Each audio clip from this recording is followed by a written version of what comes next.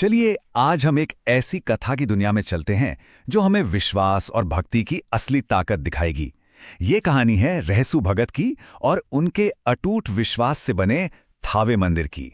सोचिए जरा, आखिर आस्था में, विश्वास में कितनी शक्ति हो सकती है?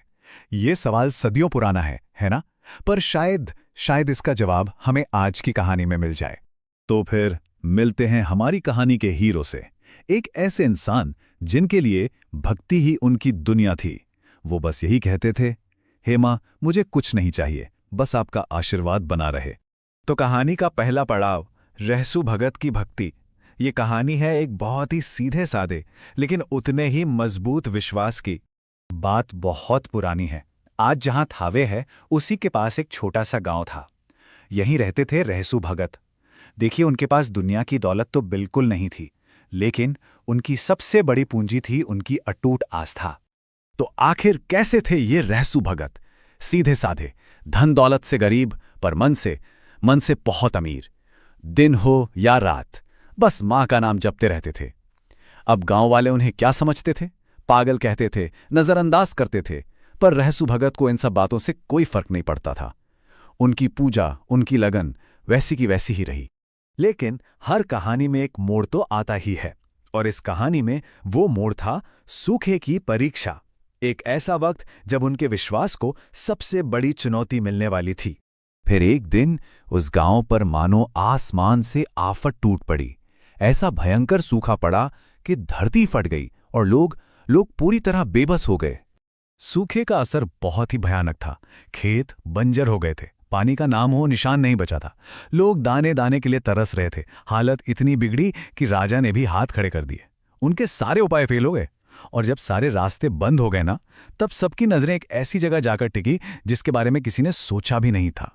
तब राजा ने रहसु भगत को बुलवाया और सीधे सीधे उनकी आस्था को ही चुनौती दे दी।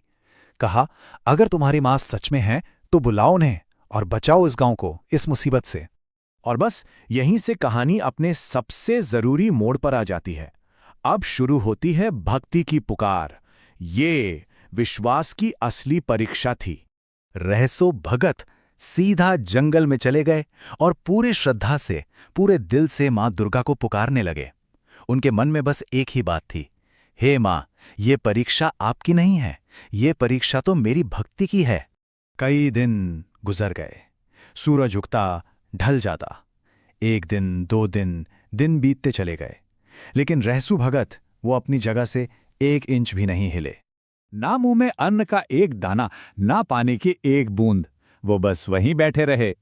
उनकी तपस्या, उनकी भक्ति अब अपनी हद पार कर चुकी थी।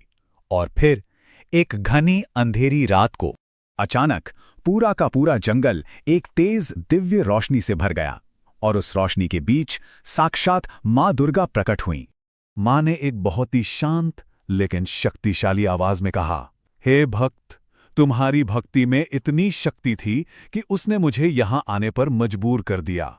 तो अब इस दिव्य दर्शन का फल क्या मिला? चलिए देखते हैं कहानी के अगले हिस्से में। माता का चमत्कार, वो पल जब भक्ति को उसका इनाम मिला। रहसु भगत की आंखों में आंसू थे, पर सोचिए, उस अद्भुत पल में भी उन्होंने अपने लिए कुछ नहीं मांगा। नहीं, उन्होंने सिर्फ और सिर्फ अपने गांव वालों के लिए प्रार्थना की। और फिर वो चमत्कार हुआ कैसे? सबसे पहले मां मुस्कुराई। फिर देखते ही देखते आसमान में काले बादल छा गए, और उसके फौरन बाद जोरदार मूसलाधार बारिश होने लगी। ऐसी बारिश जिसने सूखे का नामो निशान ही मिटा दिया। और इसी चमत्कार ने एक ऐसी विरासत की नींव रखी जो आज भी जिंदा है। तो चलिए चलते हैं कहानी के आखिरी हिस्से की तरफ, थावे मंदिर की स्थापना। भक्ति की ये अविश्वसनीय शक्ति देखकर राजा भी हैरान रह गए। वो नतमस्तक हो गए और उन्होंने फौरन उसी पवित्र जगह पर एक शानदार मंदिर बनवाने का हुक्म दिया। और इस जगह को नाम मिला थावे वाली माता का मंदिर। यही वो मंदिर है जो आज बिहार के गोपालगंज जिले में एक बहुत बड़ा शक्तिपीठ है, और ये आज भी रहसु भगत के अटूट विश्वास की कहानी कहता है। रहसु भगत की इस कहानी ने, उनकी इस भक्ति ने दूर दूर तक लोगों को प्रेरित किया, और ये प्रेरणा आज भी पीढ़ी दर पीढ़ी चली आ रही है। तो ये कहानी सिर्फ एक कहानी नहीं है, ये इस बात का सबूत है कि सच्चे मन से की गई भक्ति में कितनी ताकत हो सकती है। और ये हमें वापस उसी सवाल पर ले आती है ना? कि एक इंसान की सच्ची भक्ति की ताकत आखिर कहाँ तक जा सकती है।